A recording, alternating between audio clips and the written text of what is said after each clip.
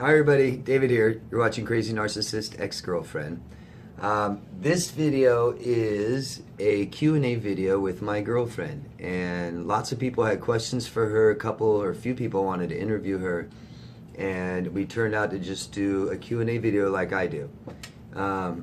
There's plenty of questions. It's long. I hope you guys realize that she did this for you guys. There's some of you that just are interested in her, or maybe me, kind of the other side of me that's not here in front of the camera. But I thought this would be a good idea to give you guys just a little hope of that healthy, nice, loving relationships are in your future and can be. And just because you've been in a bad relationship or had some damage, emotional damage done, it does not mean that you can't be happy again. It does not mean that you can't love again. And there's not somebody out there for you that will understand. So I hope you guys enjoy this. All right, thank you very much, and thank you for doing this video, honey. Hi everybody, it's so nice of you to spend this time with me while I answer these questions that you've asked. When David asked me if I would be willing to answer some questions, I said, absolutely. I know how much all of you mean to him and how much this channel means to him. He is so devoted to the work that he is doing and the different parts of it. So I'm glad to spend this time with you. Thank you for joining me. David tells me that we have questions from, let's see, so some from the channel, some from direct messages, and some from clients that he works with one-on-one. So, okay, let's get started. So somebody asks, so you're younger than David, is that right? Yes, I am 6 years younger. And I don't feel that difference at all. I feel like I don't know, it's not something that I really ever think about. I feel we are exactly matched. We're on the same level. Next question. David is a Gemini. What is your sign? Excuse me. Well, folks, I hate to break this to you and unleash this information. I am also a Gemini. I know, that's a lot of Gemini. But even more than that, I'm also an INFJ, as is David. So some of you are probably familiar with the Myers-Briggs personality typology. If you are, you know what that means. If you don't know what that is, it might be fun to check it out. So we're both INFJs, and that stands for introverted, intuitive, feeling, judging. Next question. Would you mind sharing with us what you do for a living? I do a few things. Primarily, I am a teacher. I teach English and writing courses at a community college. Generally freshmen and sophomores, but I have students of all ages. So sometimes I would say the majority of my students are traditional college-age students. But sometimes I have students as young as 16 who are taking college classes while they're finishing high school. And I have a lot of returning students as well. So later in life, learners who are coming back to complete their education. I think the biggest age gap that I've ever had in a single classroom was a 16-year-old girl and a gentleman who was in his early 70s. So, yeah, there's a lot of variety among my students, and I've been teaching for a really long time, and I really love it. I also do editing work and writing work of various kinds. Right now I am working with a client on trying to overhaul a 500-page novel. So that's fun. It's fun and challenging and takes a lot of time. What are your hobbies? I really like to spend, well, as I mentioned earlier, I'm an introvert, so I like to spend a lot of alone time, and I like to spend a lot of one-on-one time with people, so with good friends and with David. I really like to cook.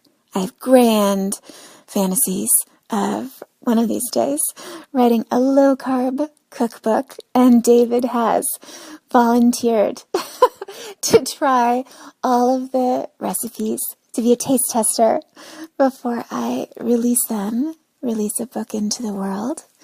I also like going on hikes in the woods and listening to my iPod and completely disconnecting from the world.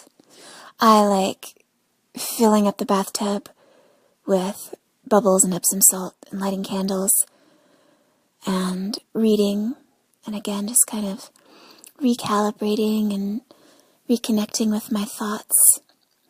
I like going to the park when it's nice weather and listening to live music and watching little kids hop around and chase each other. Yeah, those are a few of the things I like to do. So, okay, so looks like there are lots more questions from you, and some of them deal with more serious subject matter and questions about recovery and my relationship with David and things like that. So I'm going to pause right here, make sure this is recording properly, and I'll be right back to answer the rest of your questions. Be right back. Hi again. So where were we? Okay, next question is, David is not religious. Are you? No, I am not religious. I grew up around religious people and was heavily exposed to people of various religious affiliations. But even though my involvement with various church communities was part of my childhood and teenage years, it is something that in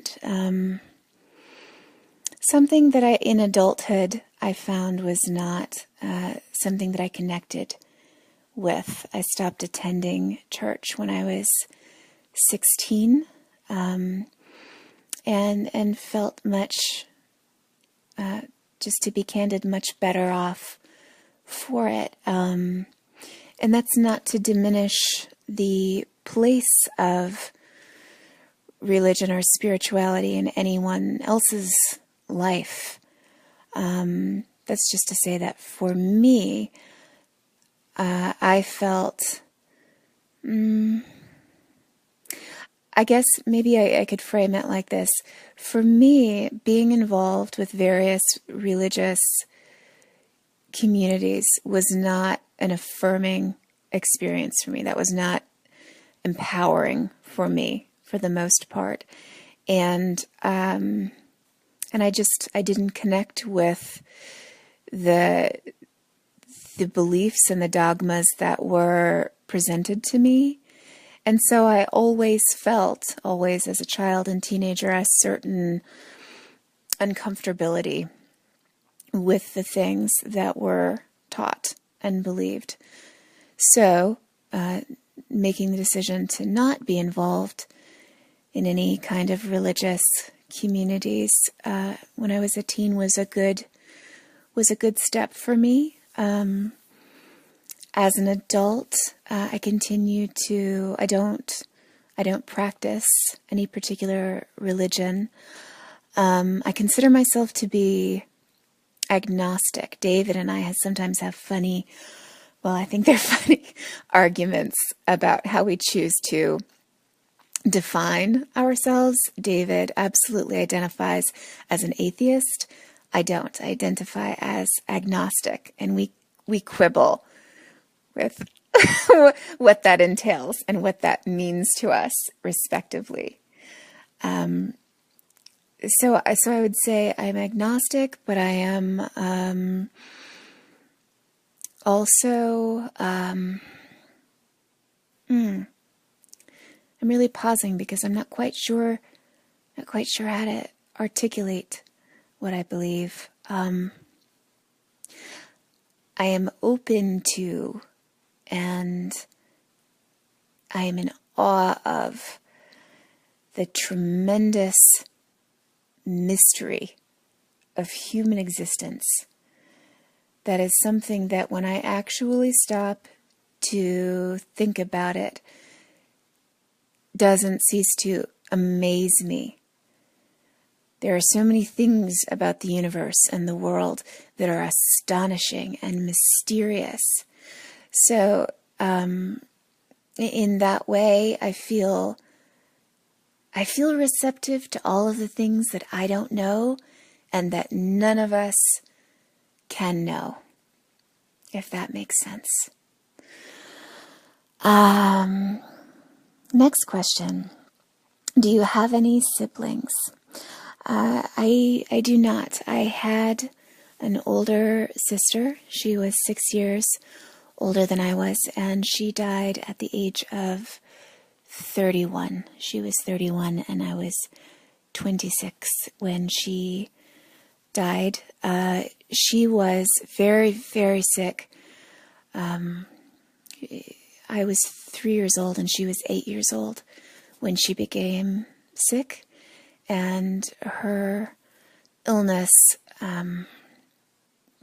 just greatly impacted the trajectory of our lives all through childhood and on into adulthood. The severity of it was very, very impactful. Obviously, it shaped so much of who she was, and then by extension, shaped so much of who I am. I miss her. I miss her very much. Very much. Something that I feel sad about sometimes is that she didn't have a chance to meet David, and I know how much she would have really appreciated him and appreciated who he is to me and how much he gives to how much he enhances my life. She would have been so, so happy about that. I really wish they could have known each other, but I'm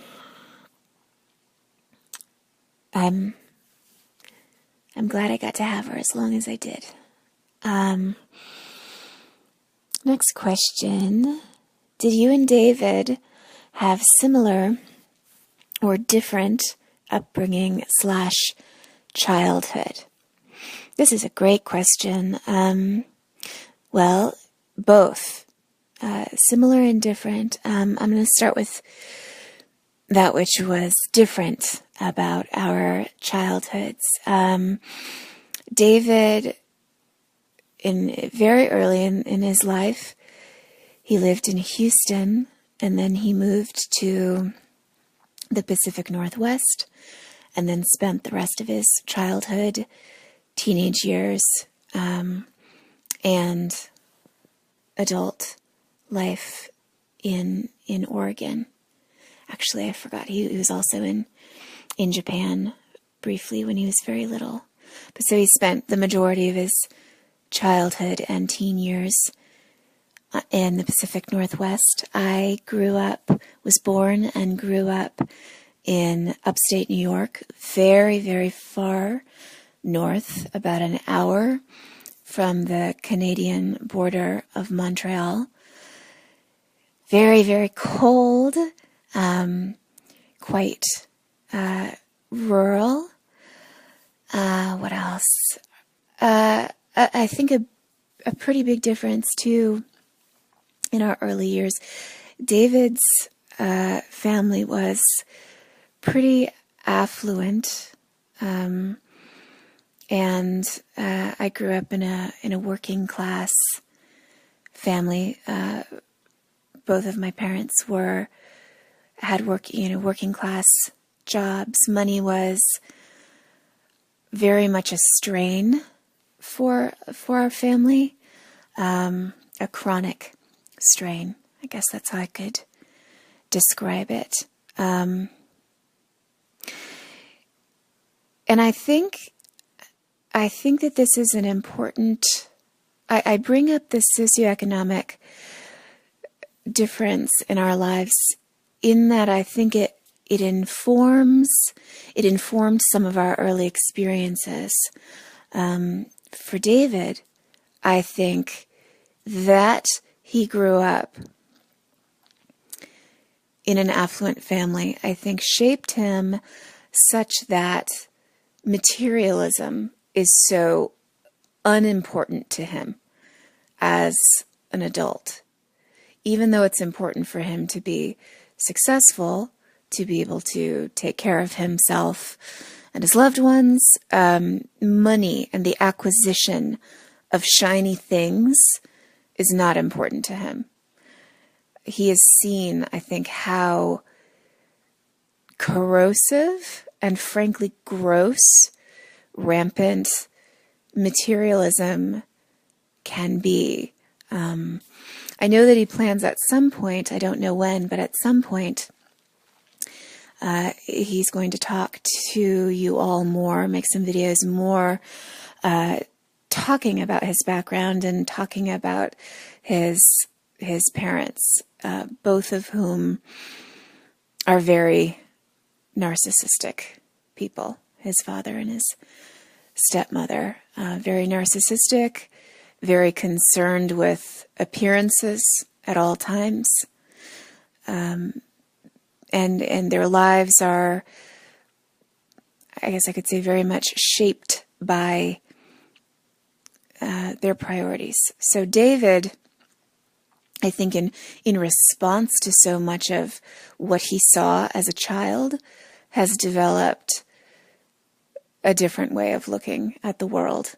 He has his own set of priorities and how he evaluates people and situations, and how he evaluates people has nothing to do with how many cars they drive or where they've gone on vacation or what trophy they can hold up and show off.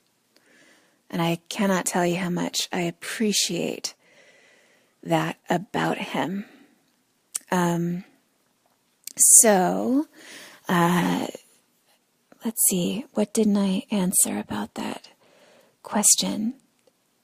Oh, I guess what I would say to the other part of that question, which was similar or different childhoods.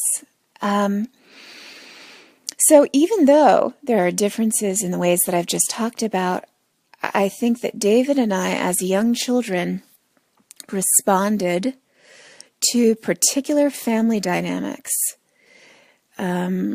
that absolutely shaped who we are as adults, the roles that we played in our families of origin, how we learn to compensate, how we learn to take care of other people, how we learn to, in many contexts, deny our own needs. If any of you study or read about family systems theory, excuse me, David and I think in both, in our way, in various ways, I think both played the role of hero child. And then David, if you know anything about his story, kind of left that role, and then, but that's a role that he has played out in many instances in his life. And I think that that is something that contributed to how things played out with his ex-narcissist. His childhood very much primed him to become an adult who takes care of other people. And I know that's also something he wants to talk more about, his relationship with his mother and how that really created, I think, particular wounds and patterns of behaviors that were well established by the time he met and then became involved with his narcissist. So I will let him say more about that. He has a lot to say about that I think is really informative, really helpful. So, what else? Next question. Were you David's client? No, I was never David's client. When we started out as friends, and then that grew into something more. I think there's a question that connects to that later on in this list. So I will come back to that. Next question. Have you yourself dated anyone with a personality disorder? Yes, I have. I was deeply involved with a very toxic narcissist who was also borderline, the very volatile, dangerous type of borderline. Very violent temper, extremely verbally abusive. I could really go on and on about that, but I imagine that my experience of that relationship will probably ring true to you as very similar probably to what you have experienced as well. And there's another question later on, I know, that asks more about my relationship with a disordered person. So I will get to that. Oh, and then there's also this question, which also connects. Why do you think you got involved with your narcissist ex? That's a really good question. It's a really good question, and I think it has I think the answer has multiple parts. But what I want to say is that I think that a significant reason, a major reason, that I was highly susceptible to a person like this has to do with unresolved wounds that and by unresolved, I mean wounds that I had not dealt with long-standing issues with myself. Self-worth is something that has been a long-standing issue in my life, connected to various things, stemming from various things. And so I think, a toxic personality like my narcissist ex saw me in many ways as the perfect person for him. Please don't misunderstand what I'm saying. I'm not saying I am a perfect person by any stretch, or that he thought I was a perfect person, but rather that he thought I was the perfect person the perfect source of supply for what he needed at that time. You know, if you find a person, if you're a narcissist, of course, you're going to seek someone who is a people pleaser, who likes to help other people, who is used to denying her own needs, who is not confrontational, who will jump through hoops to make him happy. Someone who, as I was saying a minute ago, has wounds that they haven't healed, dealt with completely. Because a person who is wounded is a person who can be controlled. Narcissists, as you know from figuring out your own recovery and what happened to you, you know about narcissists, as I do now. They absolutely are dependent on our vulnerabilities, which is to say, because we have difficulties recognizing our own worth, or we have difficulties asserting boundaries, that makes it so easy for the narcissist. That's what the narcissist wants. We are infinitely controllable if we are wounded. And here is this person who says, or who is feigning, I love you, I accept you. It feels so stunning, doesn't it, at first, when you are being groomed by a person like this, when you are being love-bombed by a person, particularly if your experience, like mine, was that I went through my life feeling like I wasn't worthy, I wasn't loved, I wasn't safe.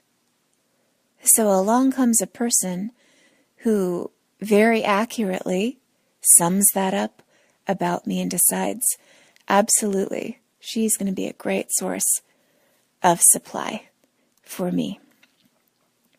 So I hope that answers the question that you were asking about why I got involved with a narcissist.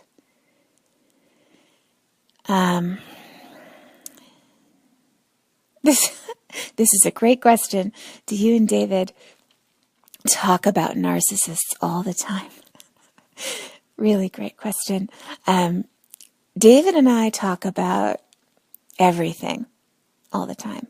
David and I talk so much, I can't believe that our throats don't hurt all the time from all the talking, which is funny because we are both introverted people. We don't like small talk.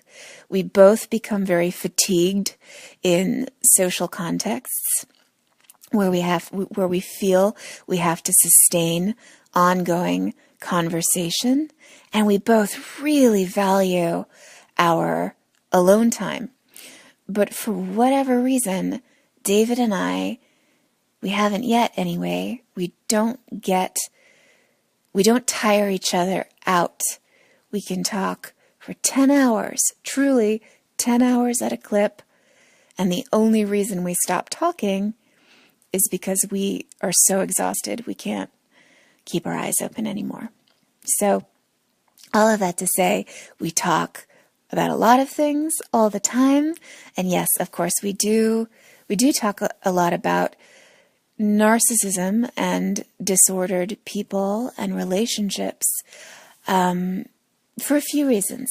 You know, one being that we have both been deeply impacted by our respective toxic relationships. They are relationships that have shaped us tremendously. So that's one reason we talk about it. We talk about it because it is germane to his career and the work that he does with clients And David, and you have probably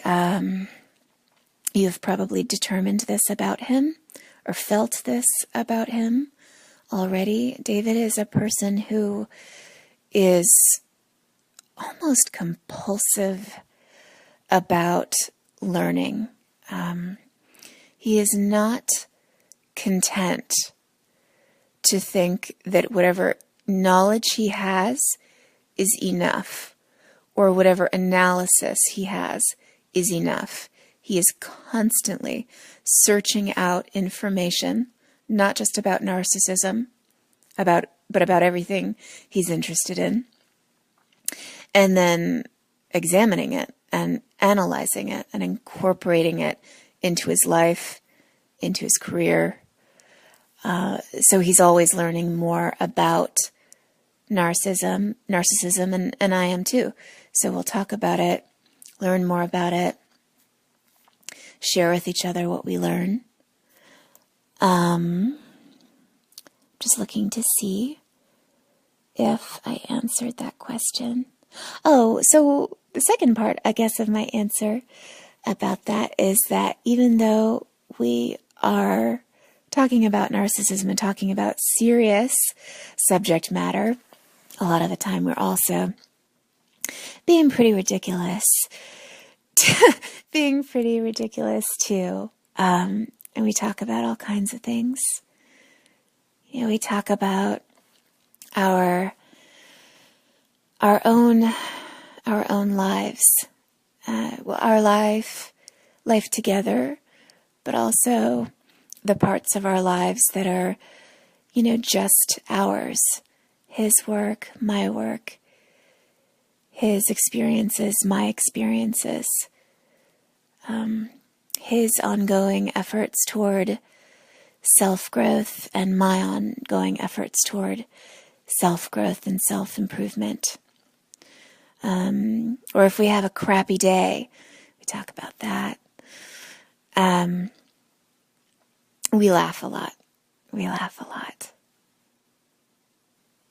And there's another question that's connected to this, so there will be more about that. Okay, everybody, I'm going to pause here with you just for a moment, and I'm going to come back and do the next part of these questions from you. Hi there, everybody. I'm back. I can hear that my voice is sounding a little bit hoarse.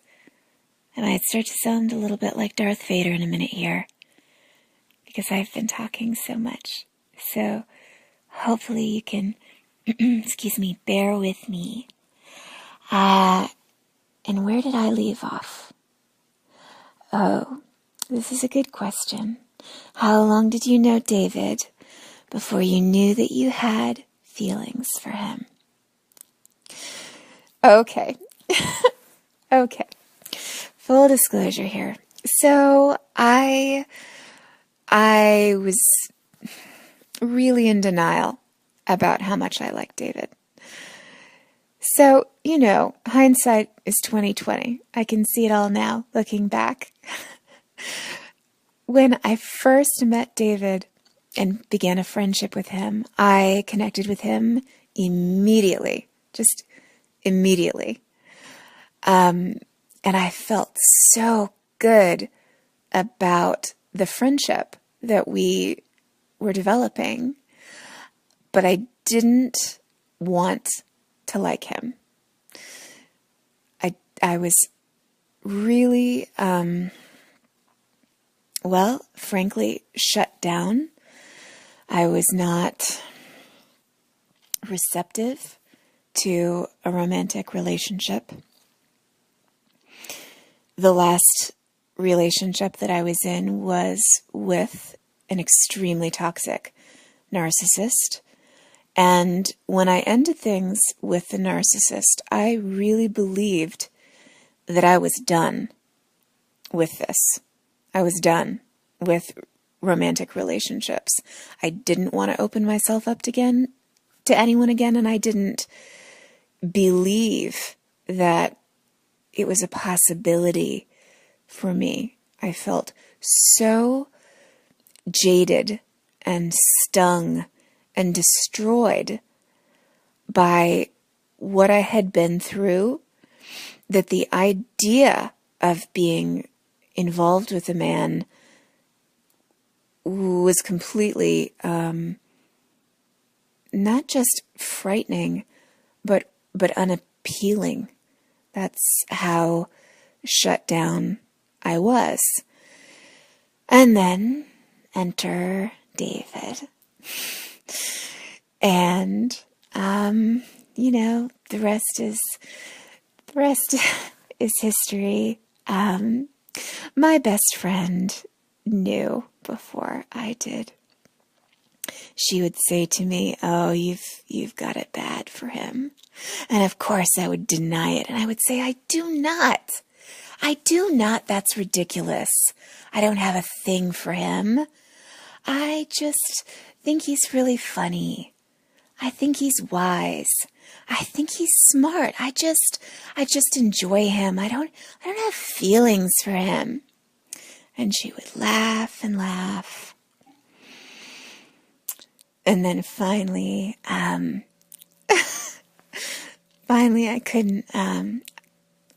couldn't deny anymore how much I liked him, and that I liked him as so much more than a friend.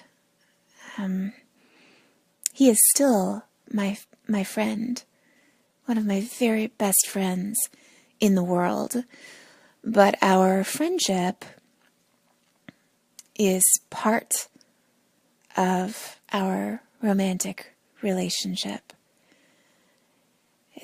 It rides alongside of the romantic parts of who we are to each other. Next question. Do you watch David's videos? I do. I watch all of them. Sometimes I watch them a couple of times. And when we can, when time allows for it, we will often talk about his videos before he makes them.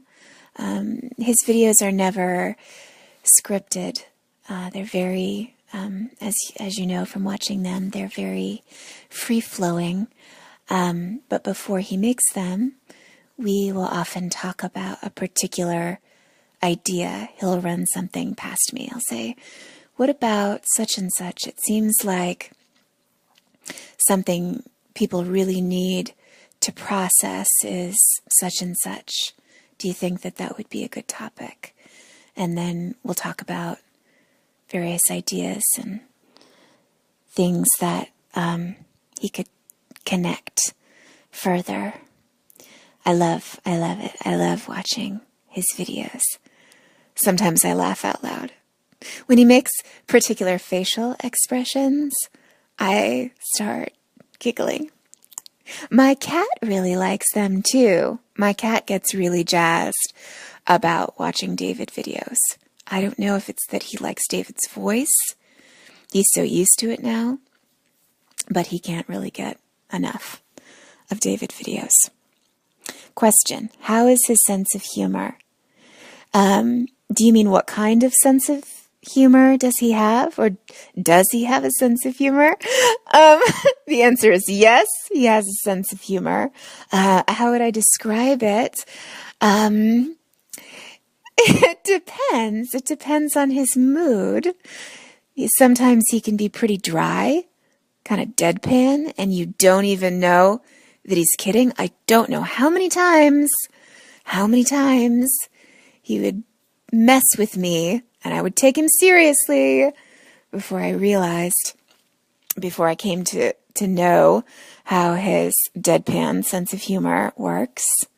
So sometimes he's very wry, and sometimes he's just absolutely ridiculous. His impressions are pretty good. I don't know if he'll do this for you in a video, but his Napoleon Dynamite impression is so good. It is so good. Oh, and he sings not very well. Not very well, but that doesn't stop him.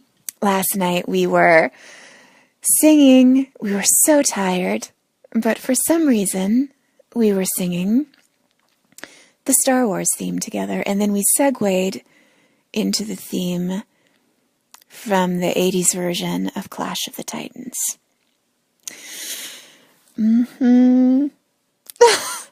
That's just how we roll, folks.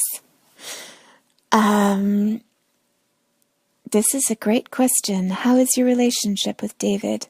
Similar or different from your relationship with a narcissist? It's different in every way. It is different in every way that counts. One major difference is that I have never felt pressured or rushed by David. I have never felt like David created an image of what he wanted me to be and then insisted that I be that person. He's never done that to me, and that is absolutely something that my ex-narcissist did. He not only trumped up an idea of what I should be and the role that I should play in his life, but he had a very specific trajectory for me in a time frame, and there was constant pressure from the very beginning that things were not moving fast enough with the narcissist, or things weren't working as precisely as he had decided that they should. You know, something that I dealt with in that relationship with my ex was dealing with pretty much nonstop critiquing of who I was. And I felt, and increasingly over time, I felt like I couldn't do anything right. And I knew, I came to see this pattern that I was seeing, but I felt trapped in, that there would be a moment, what felt to me like a moment of connection. Things would feel good very briefly, and then immediately after that, things would fall apart. Either I would be screamed at or shamed for something I had done or hadn't done, or just completely out of the blue. But the point is that I was constantly being evaluated by the narcissist and told that what I was not good. Contrast that with my relationship with David, who never does that to me. He never does that to me. He never diminishes who I am. He never tells me that my feelings don't matter. He never tells me that I'm crazy. He doesn't lie to me. He doesn't cheat on me. He doesn't, there's no gaslighting. There's, all of the things that I know that you also, whoever you are out there that has brought you to listen to this, I know that you have been through it too. So my relationship with David is very, very different from all of that. Something that I have learned in my relationship with David, something that I've very consciously thought about, is that in a relationship with a disordered person, growth isn't possible. When you're in a relationship with a disordered person, growth for the relationship is never going to happen. They are not capable of it. So the person who's in a relationship with an emotional abuser will only keep spinning her wheels infinitely. So growth isn't possible with a disordered person. In my relationship with David, growth is absolutely possible. And I mean growth in two ways.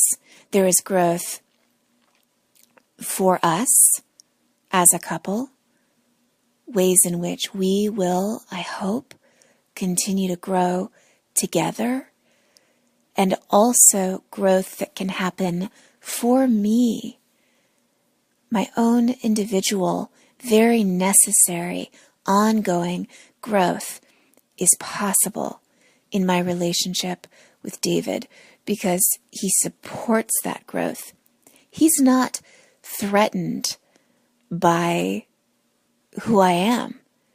He's not threatened by it. He supports me in all of the ways that I work to heal and improve myself and improve my life. I feel that he is on my side, which is something I never felt with the narcissist. With the narcissist, I felt like I was dealing with a person who was not only impossible, it was impossible to please him, but someone who would just pull the rug out from under me at every opportunity. David does the opposite. And it's interesting, when I was in the aftermath of what I went through with my ex, so many things started to make sense during my recovery process. When I got away from the toxic person, I could more clearly see what had been happening to me in that relationship. But as you know from living through your own experience with a toxic person, you are so exhausted when you're going through it. You're so screwed up. You can't make heads or tails of much of anything. So something that I have seen so clearly in the time that has passed and in my healing process are all of the things that I never had or could have had with the narcissist. And another thing that shines a very bright light on that for me now is my relationship with David, because there is a contrast effect. David is so completely different with me from the ways that the narcissist was, that it really highlights for me so much of what that relationship, what the toxic relationship was about and how it operated. In some ways, I am still acclimating to what it is like to be in a relationship with a person who is emotionally healthy and has integrity and is independent rather than codependent, and who is appreciative of who I am and who sees me as an equal. It's life changing to be with somebody who is so sincerely with me in this. It doesn't feel unbalanced. It feels like David and I are both in this, and we are in this together. Even when we have moments, we're grouchy, we're tired, whatever it is, dailiness, the way daily life impacts anybody, I don't feel scared that any little thing is going to cause our relationship to capsize, because I know what David's character consists of. I know how solid he is. I know how substantial he is. I'm gonna stop right here for just a minute and then do the next part of your questions. I'll be right back.